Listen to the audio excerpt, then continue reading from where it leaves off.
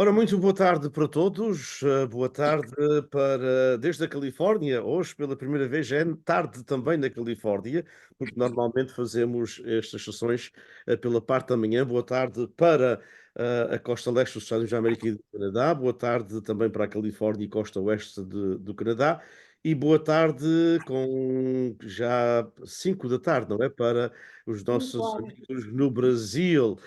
Portanto, neste caso, a Manuela, que acho que tem nacionalidade tripla, não é? Portanto, é portuguesa, é brasileira, é canadiana, é francófona também, meu Deus. É uma cidadã do mundo no verdadeiro sentido da palavra.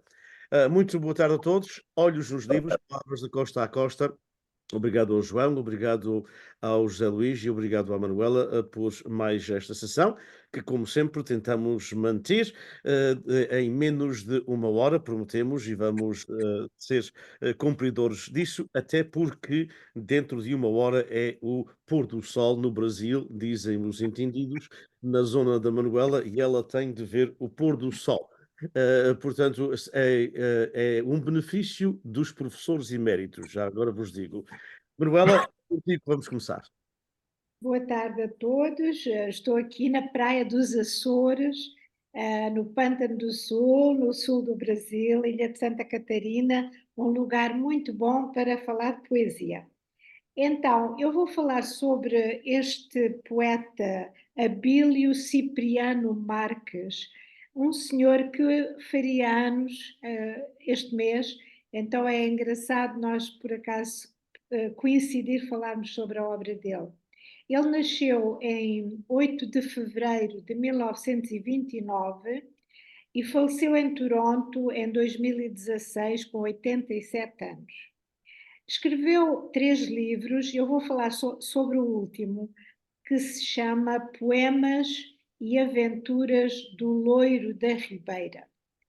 Eu tive a oportunidade de conhecer este senhor, ele de facto era loiro, era bonito, não é? Fugia àquele padrão, não é, do homem português moreninho, não é? Também bonito, mas ele distinguia-se e talvez por isso, quando ele chegou a Lisboa, vindo da Pampilhosa da Serra, não é? Numa pequena aldeia que pertence à Pampilhosa da Serra, e ao chegar a Lisboa, com 14 anos, como ele nos conta no seu livro, e passar por muitas dificuldades, porque naqueles tempos, não é? Nos anos 30, ele, muito pobre e sem instrução alguma, teve que arranjar trabalho na, na doca, não é? Na ribeira, ali nos barcos, naqueles trabalhos difíceis da pesca e do carregamento de mercadorias em Lisboa e, portanto, o que o livro nos conta é de facto a história dele, da sua infância, dos trabalhos do campo difíceis e depois da sua vida em Lisboa, não é?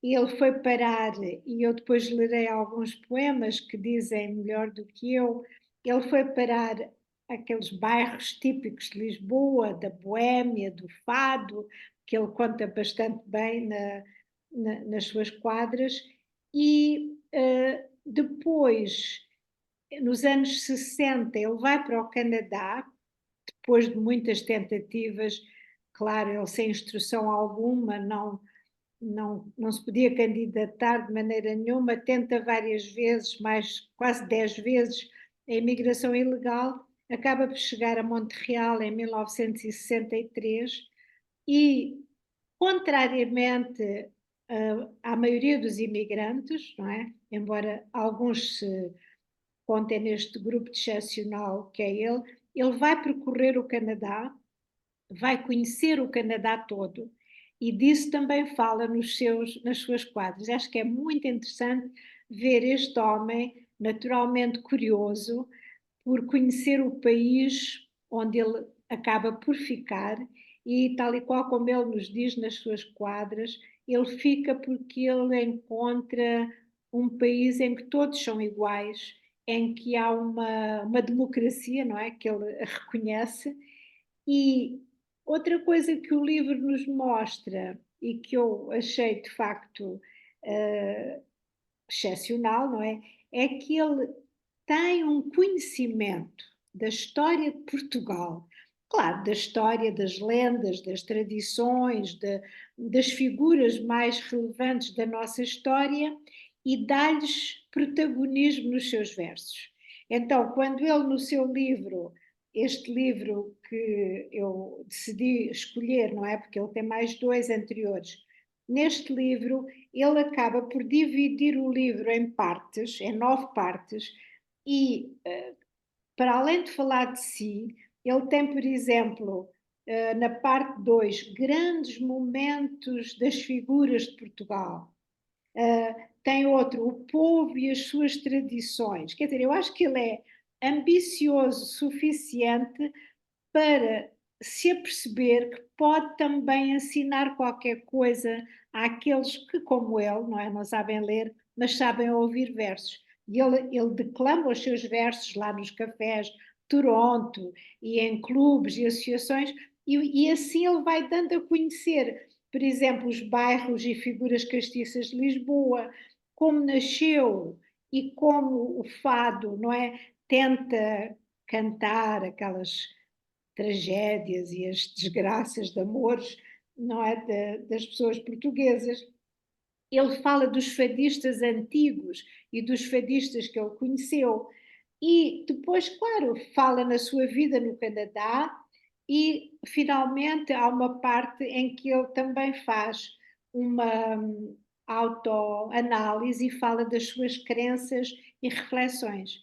Eu achei muito válido fazer a recolha e deve-se à Hilda Januário, que nós conhecemos, não é?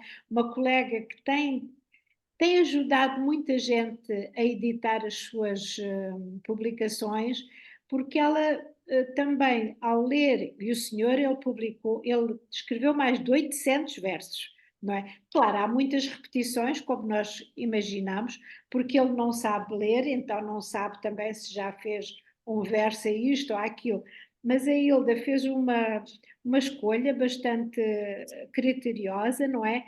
E dá-nos nestas 9 partes uma variedade de temáticas e dá-nos a oportunidade de refletir e de aprender com ele, não é? Com este homem analfabeto. Ele não se importava nada de ser chamado poeta sem saber ler, assumiu, não é? Via que tinha outras qualidades que, de certa maneira, preenchiam essa grande falha, não é? Que não era culpa dele. E eu acho que este livro merece a pena ser lido, está, claro, todo editado, bem escrito.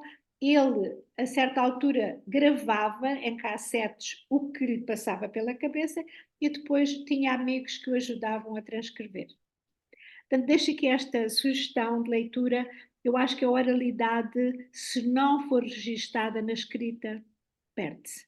Como o Dinis sabe, tu fazes muita recolha oral, e esta é também uma história não é só de um homem, é de uma época, é de uma Lisboa que nós às vezes não temos muito conhecimento, porque não andamos lá pelas vielas com os fadistas, e ele andou com as peixeiras, com as verinas.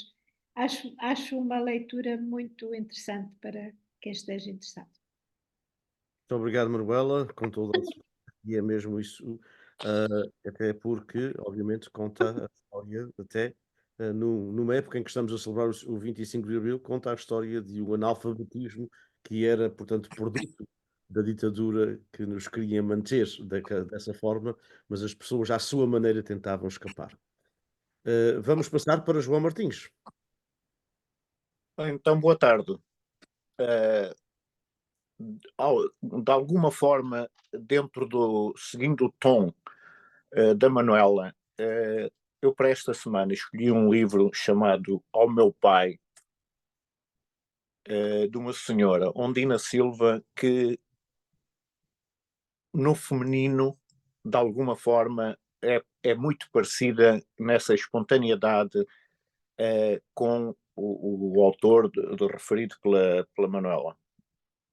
Essa senhora veio como imigrante nos anos 60, 50, 60, não, 70, um pouquinho mais tarde. E pronto, integrou-se da forma possível como costureira numa fábrica. Curiosamente, em várias conversas que eu tive com ela, a senhora já nessa altura gostava de cantar enquanto trabalhava com a máquina cantava e ela cantava, e às vezes no intervalo ia para espaços mais reservados e já ia escrevendo as suas quadrazinhas soltas.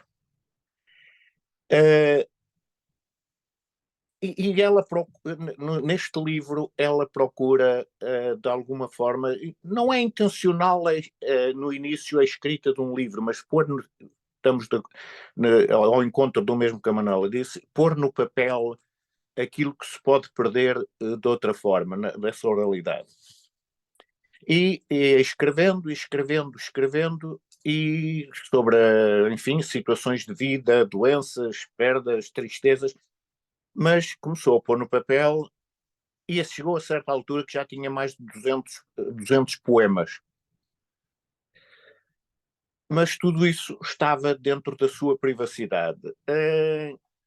Por volta de 2004, já eu estava envolvido com outras pessoas no movimento cultural, no grupo cultural, a Proverbo.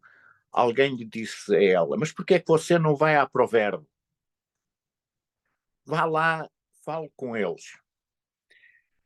Ela foi, a certa altura o marido não queria que ela saísse à noite para ir às reuniões da Proverbo, mas ela foi. E diz ela que aí recuperou a voz, e sou feliz. E começou a soltar a voz e o poder a falar sobre as dificuldades.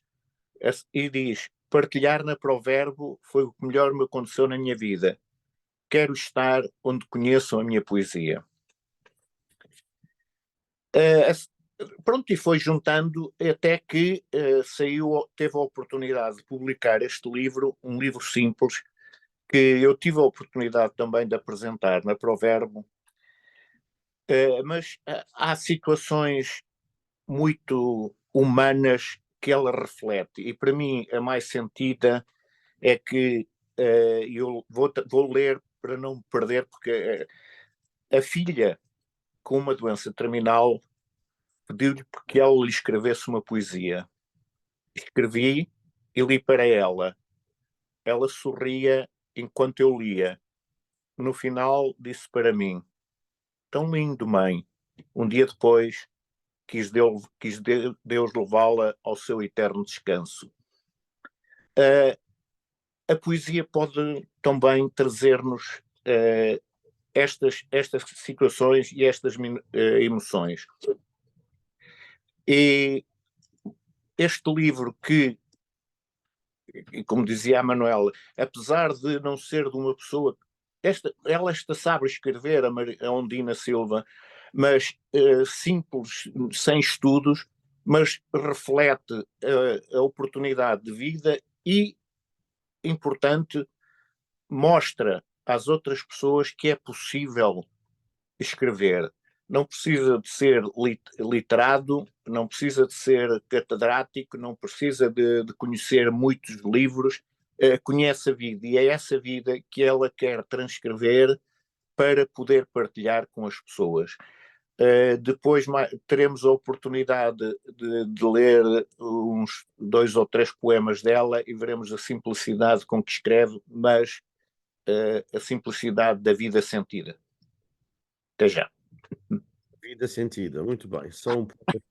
Vamos passar para o outro poeta, José Luís da Silva, e desta feita também com um livro que ele escolheu para que foi apresentado durante as últimas 4 semanas. Como todos vós sabeis, cada semana há um livro.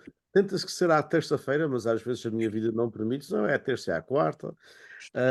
E aqui, uma vez por mês, fazemos este encontro. José Luís. Bem, boa tarde, boa noite a todos. É bom estar aqui neste encontro sobre livros, aqui que este encontro mensal. Hoje eu vou apresentar este livro, que é uma antologia, que se intitula Literatura de Expressão Portuguesa nos Estados Unidos, Antologia Crítica, Estudos e Seleção de Textos do Fausto Avendaño. Isso foi publicado em 1982 pela Publicações Europa América em Lisboa. Curiosamente, Fausto Avendaño, o organizador da antologia Literatura de Expressão Portuguesa nos Estados Unidos, não é de origem lusófona, mas sim hispânica. Fausto Avendaño nasceu em Culiacán, no estado de Sinaloa, México, a 5 de junho de 1941. Emigrou muito jovem para a Califórnia, onde viveu em San Diego e Los Angeles. Completou uma licenciatura em espanhol em San Diego State University em 1967, o mestrado em espanhol em 1970 e o doutoramento em espanhol e português em 1973 na University of Arizona. Fez também estudos na Universidade Nacional Autónoma de México, Universidade de Lisboa e Université de Toulouse-Limerick. A partir de 1973, foi professor de espanhol, português e francês na Califórnia State University, Sacramento, aposentando-se em 2011. Foi membro da Luso-American Education Foundation, com a qual organizou durante alguns anos o concurso literário luso-americano, do qual selecionou entre os premiados autores e textos da diáspora lusófona nos Estados Unidos para a antologia em questão, incluindo também no livro autores portugueses de renome vivendo nos Estados Unidos, tais como Jorge da Sena, Eduardo Baião Dias, Onésimo Teotónio Almeida, Alfred Lewis e Urbino Sampaio. O prefácio e introdução de Fausto Avendaño traçam as linhas gerais da literatura em questão e dos autores incluídos no livro.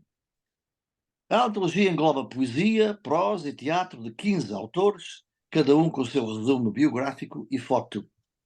Numa dessas notas biográficas, cita Onésimo Teotónio Almeida, que, referindo-se ao futuro da literatura luso-americana, aponta como via a sua publicação, promoção e distribuição em Portugal continental e ilhas. E cito Onésimo. O escritor luso-americano poderia então escrever sem barreiras estéticas e éticas, e a hipótese de uma maior circulação tornaria mais viável a sobrevivência de uma editora ou até mesmo tornaria aliciante a uma empresa portuguesa a perspectiva de publicação de obras luso-americanas. Fim de citação. Estas palavras proféticas de Onésimo Almeida, que tanto têm contribuído para a valorização da literatura luso-holandesa, termo dele, têm-se tornado realidade ultimamente, graças em grande parte ao esforço do Portuguese Beyond Borders Institute, PBBI, da Fresno State University, sob a direção do nosso amigo Luís Borges, que, com muito talento e trabalho, tem dado a conhecer essa literatura não só aos leitores portugueses, especialmente aos açorianos, através de edições em português, mas também a visitantes, turistas, anglófonos, que visitam as ilhas, promovendo nos Açores a publicação de livros bilíngues em português e inglês, de escritores lusófonos ou de autores de ascendência portuguesa oriundos da América do Norte. Literatura de expressão portuguesa nos Estados Unidos, antologia crítica, organizada por Fausto Avendaño e publicada por uma grande editora portuguesa há mais de 40 anos, é um livro que merece ser relembrado e lido como obra importante na valorização e divulgação em Portugal e não só da literatura em língua portuguesa nos Estados Unidos. É isso. Muito bem, muito obrigado. E na realidade, o Onésimo há tantos anos que tinha razão. Portanto, só para vos dizer aquilo que havia o elogio imerecido, mas na realidade, se nós estamos tendo algum sucesso com vendas, e tudo é relativo em termos de vendas, mas é porque temos um acordo com Letras Lavadas em São Miguel. E, portanto, todos os nossos livros são publicados por uma publication Letras Lavadas e, em muitos casos, em uma vasta maioria dos casos, os livros têm maior venda nos Açores do que têm na nossa comunidade em inglês. Os livros não são em português, são em inglês. E neste momento estamos a trabalhar com uma editora de Portugal Continental para também fazer o mesmo a nível nacional. Porque achamos cada vez mais que as pessoas, mesmo em Portugal, leem em inglês. E, portanto, se leem em inglês, porque é que não hão de ler os nossos Açores-descendentes, ou luso-descendentes, ou Madeira-descendentes, o que seja, não é? Dos países lusófonos que escrevem em inglês nos Estados Unidos. Bem, o meu livro de hoje, meu, como quem diz, portanto, Lúcia Noia, é mais do José Luís do que é meu, porque foi ele que o traduziu, com a Kathy Baker. E é, portanto, uma biografia escrita pelo nosso amigo Álamo Oliveira, que toda a gente conhece, e que já agora enviamos aqui os parabéns para o Álamo e um agradecimento à Câmara Municipal de Angra do Heroísmo por ter instituído a partir deste ano o Prémio Literário Álamo Oliveira. É muito bonito quando as câmaras fazem essas coisas. As câmaras têm dinheiro, podem dar 2 ou 3 mil euros, não lhes faz falta nenhuma e instituírem isso. Nunca fizeram para muita gente nos Açores. Há, como se sabe, em Ponta Delgada, o Prémio Literário Natália Correia, e agora a Angra tem o Álamo Oliveira, e talvez um dia destes alguém faça o prémio, portanto, Emanuel Félix, muito esquecido, todos nós, felizmente, conhecemos. Portanto, desde o seu início, na literatura ocidental, com os escritos de vários escritores, obviamente, que mesmo até antes e durante o Império Romano, que se fala de biografias. Sabemos, obviamente, das mais notáveis de Sócrates e de Jesus Cristo. São talvez as duas mais notáveis desse ano. Mas há outros historiadores e há outros que têm, portanto, seguido a via biográfica. Seguiu-se depois a chamada obscuridade biográfica da Idade Média e, tal como outras artes, a biografia ganha uma nova vida e uma nova frescura com o Renascimento. A mais famosa da certa altura foi a história de Richard III, da biografia moderna. A biografia tem tido vários pontos de referência, a chamada Life of Samuel Johnson, uma das mais famosas, e como foi escrito algures, a biografia é uma visão do carácter humano, da experiência da vida e da emoção humana como guias para a nossa complexa autocompreensão. Menina e Moça do Coração é o título do livro em português. Em inglês, um belo título, Free Spirited and Young at Heart. Traz-nos certamente as percepções e experiências vividas por uma açoriana notável, Lúcia Noia. Álamo Oliveira, um escritor com uma vasta experiência e talento, um, poeta prolífico e profundo nos Açores e no mundo lusófono, autor com inúmeras obras de ficção publicadas em português, traduzidas para outras línguas também. Foi ele que escreveu esta biografia. Uma que podemos saborear em português e em inglês, graças à talentosa tradução dos meus amigos José Luís da Silva e Catherine Baker. A biografia com um esboço gráfico aliciante, feito pelo editor Tony Goulart, que sempre fez e sempre faz livros muito bonitos. Uma capa desenhada por um dos melhores artistas dos Açores, que é o Rui Melo. Portanto, é um verdadeiro testemunho das sábias palavras de Ralph Waldo Emerson, que uma vez escreveu: sermos nós próprios num mundo que está constantemente a tentar fazer de nós outra coisa é a maior realização. A biografia de Lúcia Noia começa com uma celebração realizada no Clube Dante, na cidade de Fresno, no centro da Califórnia, onde a autora descreve o ambiente e os vários pratos da comida, no meio dos artistas musicais, e define vividamente as decorações, as cores e a beleza desse acontecimento que aconteceu em junho de 2016, quando celebrou os seus 80 anos. Parte daí para o princípio. E, portanto, obviamente, o Alan soube fazer isto muito e muito bem feito. A Lúcia é uma mulher de sucesso na comunidade, é uma mulher da filantropia, ajuda muitas pessoas e muitas coisas e muitas causas, e é uma feminista que tem dedicado muito do seu tempo também a obras e a mulheres empreendedoras aqui no centro da Califórnia.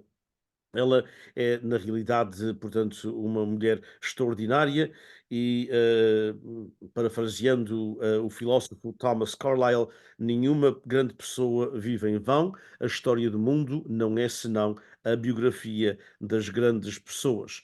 Eu podia continuar a falar muito sobre esta biografia, mas depois gostaria de ler alguns excertos da mesma e dizer-vos que são obras importantes para mim nas nossas comunidades. Há biografias e há biografias, nem toda a gente tem a sorte de ter o Álamo Oliveira a escrever uma biografia, é verdade, mas eu penso que elas são importantes porque a história da Lúcia e é bilingue, a história da Lúcia pode ser importante para outras pessoas, para outras jovens. Às vezes a gente pensa, pois, hoje em dia é que as mulheres estão a fazer isto, as mulheres não faziam isto há 50, ou há 60, ou há 70 anos atrás. Não é o caso. A nossa amiga Lúcia Noia revoltou-se contra o sistema, o José Luís sabe isso muitíssimo bem porque traduziu, revoltou-se contra o sistema ao ponto de ter saído de um liceu no Faial e ir para a terceira, portanto, para continuar os seus estudos na terceira, porque tinha feito um namorico com um rapaz que depois se descobriu era seminarista e a PIDE, obviamente que foi contra isso e ela foi expulsa, entre aspas, do liceu e para continuar o seu estudo teve que ir para uma outra ilha, mas aí também se meteu em alguns problemas. Terminaria apenas, portanto, dizendo-vos que a Lúcia floresceu. Para quem a conhece e quem a admira, este livro é importante porque assim ela faz parte das nossas famílias e das nossas gerações, para além daqueles que a conheceram pessoalmente, ainda é viva, está bem de saúde, vai viver até aos 100 e tal anos, eu garanto-vos isso, porque ela é uma mulher de armas e o livro chama-se, como eu disse, Menina e Moça do Coração, Lúcia Noia, Álamo Oliveira, o autor, tradutores José Luís da Silva, Catherine Baker, editor Tony Goulart. E agora vamos fazer a mesma ronda com as leituras.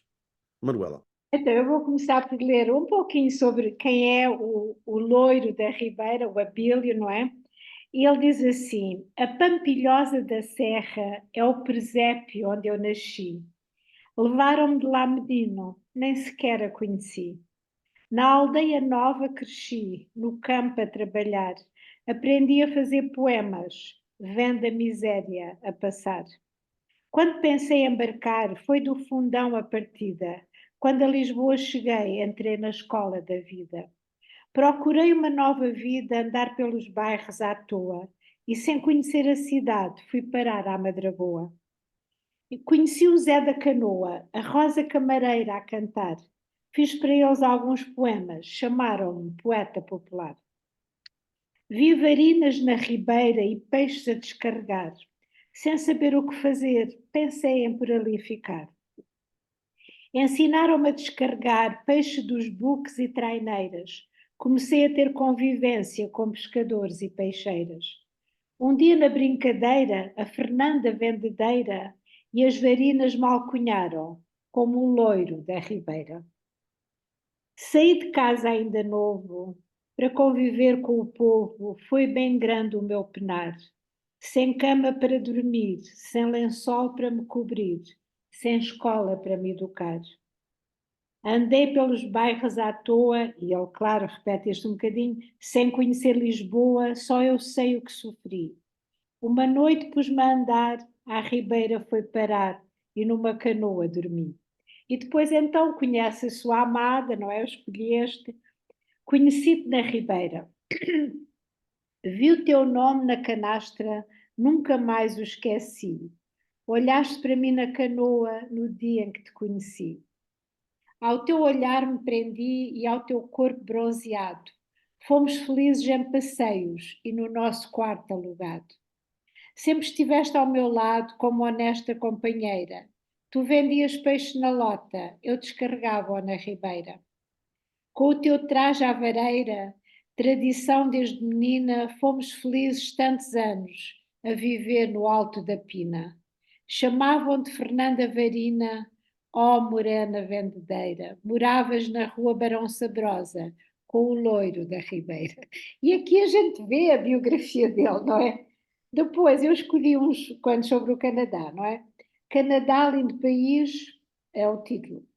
Valeu a pena vir para o Canadá à sorte, escondido no porão do barco, sem visto nem passaporte. Valeu sim a pena para o Canadá emigrar, escondido no porão do barco e a Montreal desembarcar. Valeu sim a pena a Toronto ter chegado e encontrar um amigo que em Lisboa cantava ao fado. Valeu sim a pena pelas quintas trabalhar, na cenoura e no tomate e tanto tabaco apanhar. Valeu bem a pena tabaco e tomate apanhar, andar 9 anos clandestino e todo o Canadá visitar. Valeu muito a pena o Canadá conhecer, da Terra Nova a Vancouver, tanta beleza para ver. Valeu sim a pena ser membro da União, trabalhar na Ontario Hydro, nas barragens em construção. Valeu a pena ver o povo satisfeito. Ser imigrante ou canadiano, temos o mesmo direito. Valeu a pena, enfim, ter trabalhado e ser feliz, hoje no Canadá reformado, que é o meu segundo país. E depois escolhi esta sobre a história, por amor de Inês, não é? Que eu acho que ele, mais uma vez, é capaz de contar esta história e ser ouvido melhor do que se fosse eu a contar a história da Inês de Castro. Ele diz assim: não sabes, tricana linda, porque chora quando canta o roxinol no Mondego? Sabes que ele ainda chora pela morte de Inês de Castro, o grande amor de Dom Pedro? Amavam-se em segredo, junto à fonte dos amores. Namoravam com cautela, com medo do rei seu pai, que lhe fez o casamento com Constança Manuela. A noiva veio de Castela com a ama Inês de Castro para o casamento real. Abandonou a Manuela, apaixonado por Inês, o futuro rei de Portugal. Houve conspiração real e Inês foi condenada quando o infante saiu à caça. Ao regressar da caçada, entrou na Quinta das Lágrimas e viu Inês assassinada. Pediu perdão à sua amada por a ter deixado sozinha. Coroou-a depois de morta e deu ao povo sua rainha. Está tudo aqui. Está tudo aqui. É isto que eu acho interessante no Poeta Sem Saber Ler. Ele sabe contar a história de uma maneira atraente e ensinar qualquer coisa à gente. Não é? Já agora também faço uma rima.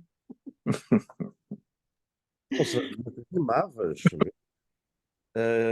Eu nem consigo encostar, muito menos rimar, mas parabéns e atividade muito bonito e mostra-nos o espírito da criatividade humana, independentemente dos graus académicos, não é? Vamos passar para o João, que é na mesma linha de pensamento. Exato, exato. Sendo um livro de poesia, o Ao Meu Pai, dedicado ao pai da Dona Ondina, ela teve a coragem de escrever, antes de entrar, de ler três ou quatro poemas, teve a coragem de escrever uma nota introdutória onde ela própria se define o que é para ela o escrever. Falando de mim como poetisa, e não tem medo de se assumir como poetisa, que faz poesia, pois claro, quero explicar que os meus poemas são pedaços da minha própria vida. Como qualquer outra vida, tem momentos sérios, tristes, mas outros de grande alegria. As palavras postas no papel são como testemunhos dos meus pensamentos e representam momentos de puro encantamento. Deus deu-me este dom para poder transmitir no papel tudo o que me vai na alma. O meu primeiro poema foi dedicado ao meu pai 2 meses antes dele morrer. Sinto que ele me acompanha no meu dia a dia. Gostaria de partilhar com vós todos estes belos momentos, os momentos mais felizes da minha existência. E põe isso também numa linguagem muito simples, mas autêntica poesia e uma linguagem meiga, direi. Tu escrevias na areia. Alguém que veio de longe, pois era rico e sem medida, para mim isso não contava, eras o amor da minha vida. Ainda éramos de família, ele era da alta sociedade. Apesar de seres mais pobre, eras mais rico, na verdade. Tu, apaixonado por mim e eu por ti também, queria-te tanto e tanto, ou mais que a minha mãe. Um domingo à tardinha nós fomos à serradura, onde tu me declaraste o teu amor de loucura. Tu escrevias na areia, a caneta era o teu dedo. Tu escrevias na areia qual o teu maior segredo. E continuando o mesmo tom de escrita, as cartas que eu te escrevia. Nas cartas que te escrevia não eram muitas nem poucas, todas elas eram realidade e não tinham coisas loucas. Era a realidade da vida, mas às vezes tu me dizias o princípio era igual ao fim, que às vezes até te rias. Mesmo assim, tu ainda quando o barco ia à terra e não te levava uma carta, Manuel, fazias uma guerra. As cartas que eu te escrevia não eram umas cartas quaisquer. Era o melhor que podia dar ao marido da sua mulher. A Maria mal sabia escrever. Isso era uma grande verdade. Às vezes com tantos erros, mas o Manuel, com ela, tinha vaidade. Esta simplicidade que encanta e a mim me leva a pensar quanta gente anda por aí sem, pronto, que às vezes não tem a coragem como teve esta Ondina de escrever, de passar as coisas ao papel. Um quadro sem rosto. Quando sem rosto na praia o teu vulto baço arrancado, retrato de luz e de raiva é espelho do meu passado. Horizonte de amargura nesse rosto de paisagem, quando perdido em longura, separado pela viagem. Quadro sem rosto, inocente, como um olhar de criança, amor ausente, presente, amor ardendo de esperança. Há um vazio no que sou, porque não vejo quem és, quadro que não se pintou, rosto varrido em marés. Ela, dona de casa, até à imigração, vivia de cuidar dos filhos e o marido era pescador, como se pode depreender.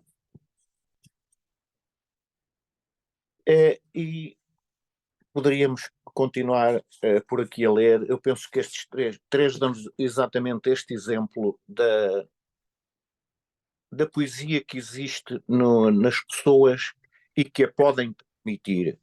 Tem sido esse um dos meus objetivos, levar a que as pessoas tenham consciência disso, porque, como escrevi no texto, só isto para terminar, a vida bebe nas tintas das páginas do papel, mas nas páginas, no papel, nascem palavras, páginas, histórias, vidas. Há muitas ondinas por este país fora que nos podem transmitir estes sentimentos em poesia. Obrigado. Muito obrigado, João. Não haja dúvida. José Luís.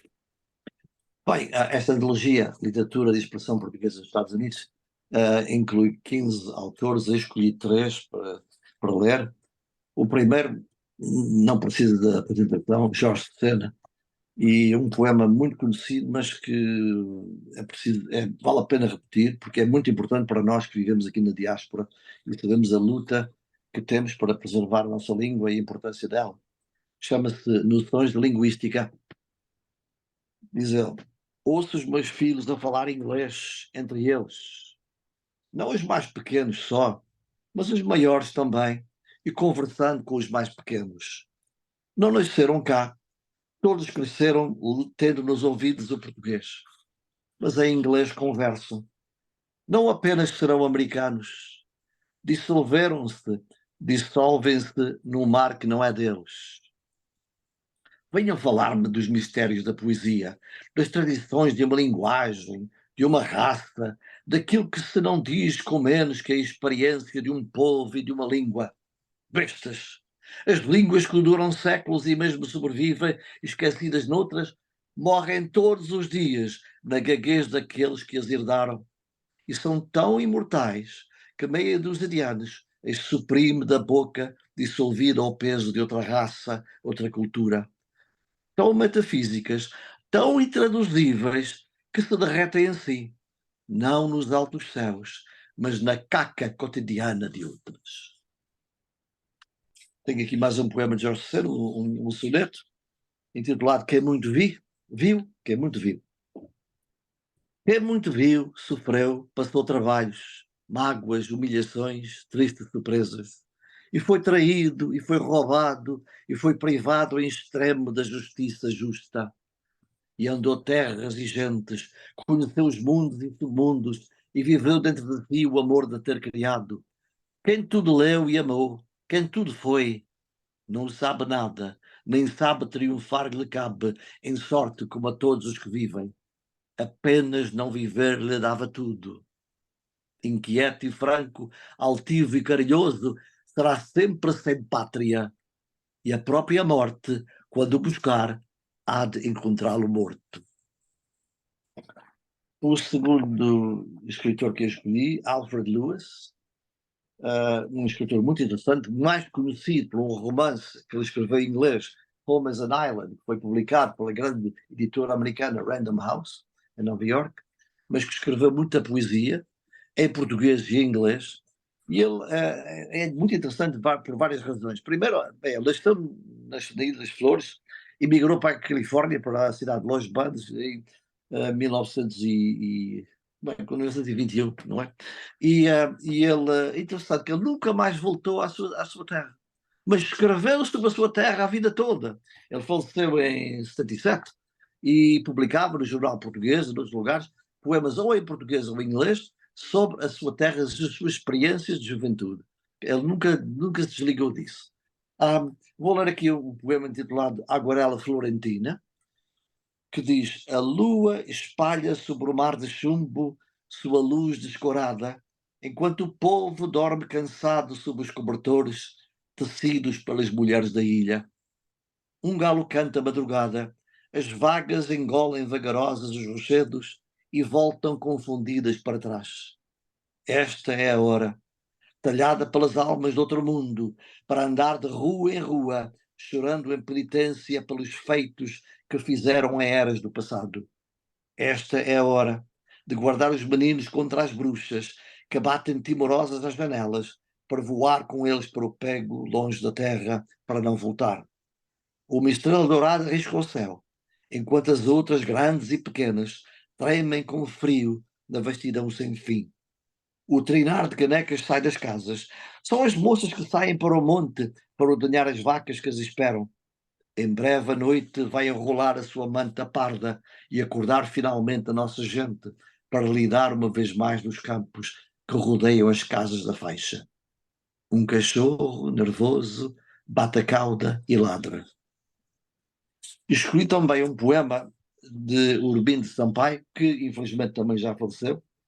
Ele nasceu em 1933, no Alto Douro, teve um seminário, fez também trabalhos na Rádio e Televisão Portuguesa e emigrou para a Califórnia em 1970 e viveu em Beverly Hills, um poeta talentoso que, como já disse, infelizmente já nos deixou. Escolhi o poema Versículo 2 para ver a universalidade dele, porque o que se escreve cá nos Estados Unidos e no Canadá não é só coisas da comunidade, nós somos escritores aqui da experiência humana, incluindo a imigração, mas com muito mais. Versículo 2, do Urbino Sampaio. Era o tempo em que corríamos entre os sargaços, em uma boca de verão, e nossos olhos de espelho se erguiam contra o estilo das casas. Era o tempo em que Lorca gritava sobre um poema de morte em Granada, enquanto a nossa bola de traço procurava o refúgio em certos esqueletos de certas canções populares. Uma boca familiar atirava-se aos salmos. Irmão, dá cá pão? Ao que os guardadores de celeiro respondiam: Irmão, meu pão, só no céu. Enquanto isto, os nacionalistas adiantavam a Picasso o sangue de Guernica. Dom Quixote corria pelos moinhos, avisando as espigas as ameaças da pólvora, e nós assustávamos a casa com a guerra nas mãos. Pois bem, nessa altura andava Lorca a cantar no coração de certas crianças, até que fomos avisados de que Dom Quixote chamava para Granada uma ambulância de poemas voluntários onde o corpo de Federico pudesse montar o seu voo de espigas para o povo. Jogávamos nós a bola, nossa irmã louca de trapos, entre o místico abrir de bocas dos nossos pais assustados, enquanto os turistas vinham à península ver como corriam as coisas. Enquanto isto. E é isso. Muito bem. Eu tenho gratas recordações do Urbino Sampaio, muitas mesmo. Tive o privilégio de de trocar na altura, portanto, era mesmo correspondência, eram cartas, e eu, infelizmente, perdi-as. Ele, obviamente, já faleceu, também as minhas foram não sei para onde, mas essas não tinham importância. Agora, as cartas dele, eu tenho pena de as ter perdido, porque o Urbino tinha uma forma muito. Nós chamávamos com muito amor, porque o Urbino era um homem extremamente sensato, extremamente calmo, não falava muito, escrevia muito. Então, nós, em vez de o chamarmos muitas vezes nos colóquios da Luso-América o Urbino Sampaio, a gente chamava o Urbino Sem Pio, porque ele não falava, mas quando lia aqueles poemas a gente desdobrava-se todos. E tinha um espírito de humor lindíssimo, lindíssimo. Ele e a mulher, portanto, trabalhavam como, não sei o termo agora, correto, porque viviam, como disse o nosso amigo José Luís, em Beverly Hills. Portanto, quando a gente diz isso, um poeta português em Beverly Hills. Mas eles trabalhavam, portanto, ele era o. Ajuda-me com o termo, não é? Mordomo, talvez. Mordomo, e a mulher também, era a dona, tomava conta da casa da senhora cujo marido foi um dos originais que começou o MGM Studios. Portanto, ele era o mordomo da casa, a senhora tinha alguns 20 funcionários, desde jardineiros até tudo, e ele era de facto o mordomo. A irmã também seguiu, e a irmã era portanto, a mordoma do célebre conhecido cantor Elton John, que usava aqueles óculos, toda a gente se lembra dos óculos do Elton John, então muitas vezes ela andava a viajar, porque ele esquecia-se os óculos profundos e punha num avião da British Airways para Frankfurt para levar em primeira classe, para levar ele. Ela adorava quando ele não tinha os óculos certos. Histórias lindíssimas dessas duas pessoas. Eu não vou ler muito sobre a biografia da Lúcia, porque, pronto, já falei muito sobre ela. Pronto, apenas aqui a ler esta parte que vos falei, que ela foi do Faial para a terceira por causa de ter sido convidada a sair do liceu. Ao mudar de ilha, Lúcia acolheu novos desafios, aceitou outros cenários para receber o futuro. Recuperou ânimo para se mover com maior liberdade, apesar de Salazar, através dos seus colaboradores locais, ter começado a ceifar pensamentos, obras e omissões. Subrepticiamente, ele alistou informadores atrás de informadores, sucedendo-se o coro das denúncias, o que deu origem à lotação de celas prisionais, a fazer desaparecer cidadãos, a torturas infalíveis, registando-se poucas fugas, mas quase sempre espetaculares. Lúcia não sabia, ou fez por não saber, que a vigilância pidesca era tão apertada na terceira como no Faial. Pasmou perante a insólita consequência do seu parecer sobre a Rússia. Nesse tempo, o país de formação stalinista era o mais perigoso do mundo. E juntava-se a esse perigo a maldição de ser um país sem Deus e sem ideologia política compatível com a ideia democrática do resto da Europa. Era uma nação apontada como a causa de todas as desgraças ideológicas, sociais e morais que contaminavam a humanidade. A Rússia e o seu comunismo estavam condenados a não receberem qualquer olhar de misericórdia. A memória curta dos políticos esquecer depressa o xenofobismo dos alemães e dos americanos. Pior do que qualquer malefício epidémico foi o uso e o abuso da denominada Guerra Fria, uma espécie de braço de ferro que não mostrou vencedores nem vencidos. Esta conversa despretensiosa, Lucianoia manifestou, em conversa despretensiosa, dizia eu, Lucianoia manifestou a alguns colegas do liceu o desejo de visitar a Rússia, sem lhe passar pela cabeça que há desejos que nem em pensamento podem ser referidos. A fama da sua frontalidade degenerando numa conclusão mais lata do que as premissas. Lucianoia é adepto do comunismo. A menina e moça bem podia confessar a sua inocência, mas nenhum dos seus professores e os seus colegas acreditaria na transparência de querer simples e unicamente visitar a Rússia. Em voz alta, cometer um pecado moscovita, bem maior do que o mortal. E por isso acabava de se deixar tatuar com a marca da perdição. A juventude portuguesa estava altamente protegida das ideologias ditas comunistas e, salvo honrosas exceções, acomodava-se à doçura das políticas pregadas pela mocidade portuguesa instituição que Salazar criara em 1936, por sinal, o ano que Lúcia Noia nasceu. À porta do liceu, Lúcia foi impedida de entrar pelo contínuo de serviço. Integrada com o visível constrangimento do porteiro, ela quis conhecer quais eram as razões para tão esquisita proibição. Foi então informada que, para além da proibição de entrar, tinha que se apresentar de imediato na delegação da PIDE. Lúcia ficou assim a saber que um reitor do liceu delegava no seu contínuo o poder de expulsar um aluno. Atemorizada, mas não convencida, Lúcia saiu do interrogatório da PIDE e foi pensar para a memória, no cimo do Jardim de Angra. A arte pidesca de meter medo deixava sempre aquelas sequelas mentais. O medo também é filho da coragem, só que é um filho bastardo. O polícia passou por ela e sussurrou: comunista! Lúcia não gostou e lembrou-se que no interrogatório lhe tinham feito uma pergunta parva. Onde é que aprendeu coisas do comunismo? Foi no liceu? Ela teve a paciência para responder: não, senhor, ainda não chegamos a esse capítulo. E assim termino, porque é deliciosa, obviamente deliciosa, a escrita do Hallam, não é? Que tenta alinhavar toda a história da humanidade na própria história da Lúcia. E termino só com esta outra que está também no livro. A Lúcia Noia emigrou primeiro para o Canadá, casou com um militar, portanto, na base das Lajes, mas que era de origem canadiana e, portanto, emigrou para o Canadá com esse militar. Divorciou-se ao fim de um ano e tal e não tinha trabalho, foi trabalhar para um restaurante chinês.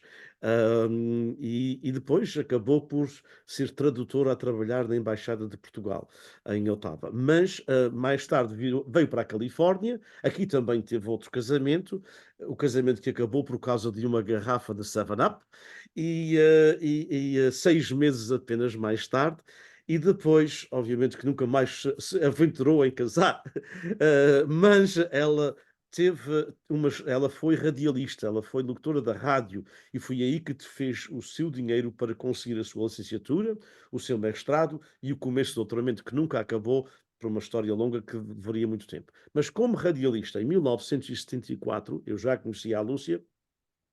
Eu apanhei até umas fortes lascadas do meu pai na cabeça, porque estava a trabalhar com ele, a ordenhar vacas na altura, com ele, tinha eu 14 anos, e a Lúcia tinha um programa às 6 da manhã, na altura que nós estávamos na ordenha das vacas, e a Lúcia lia poesia, e eu esquecia-me das vacas para ir ouvir a Lúcia ler poesia, e meu pai chamava-me os piores nomes, porque depois estragava o serviço todo. Mas, portanto, eu dizia mesmo, era a Lúcia parva a ler poesia às 6 da manhã, e eu parvo a ouvi-la. Mas a Lúcia, em 1974, mudou o seu programa. O programa chamava-se Sol de Portugal. Ela tinha começado o programa em 66. Em 74, ao chegar aos Estados Unidos, depois de estar no Canadá, ela mudou o nome do programa para Portugal Novo. Foi mais uma vez acusada de comunista e perdeu metade dos seus anunciantes. Perdeu metade das firmas comerciais que anunciavam com ela, porque se ela tinha mudado o nome do programa para Portugal Novo, é porque era um daqueles comunistas que tinham feito a revolução em Portugal. Para a gente ver como eram as comunidades e que, infelizmente, ainda são as mesmas que, como disse o nosso caro amigo José Luís da Silva, nas palavras sábias de Jorge Sena, que a nossa língua morre todos os dias na gaguez daqueles que as herdaram. Eu, por vezes, vejo isso até mesmo nestas redes sociais onde estamos agora, no Facebook. Moços e moças que eu conheço, que foram meus alunos, que sabem falar e ler português e que raramente escrevem uma palavra em português, mesmo quando vão visitar as ilhas ou o território nacional dos seus pais. Portanto, na gaguez deles está a morrer, muitas vezes, a nossa língua portuguesa. E assim terminamos este espaço. Muito obrigado à Manuela, ao José Luís, ao João e a todos vós que estivestes connosco. Obrigado a todos. Bom pôr do sol, Manuela, aí, e nós vamos ter que esperar mais há umas horas para o pôr do sol. Já a correr. Um abraço para todos e, como diria o João Martins, olhos nos livros. De costa a costa e aqui mais a sul também. Hoje. Um abraço para todos. Abraço para todos.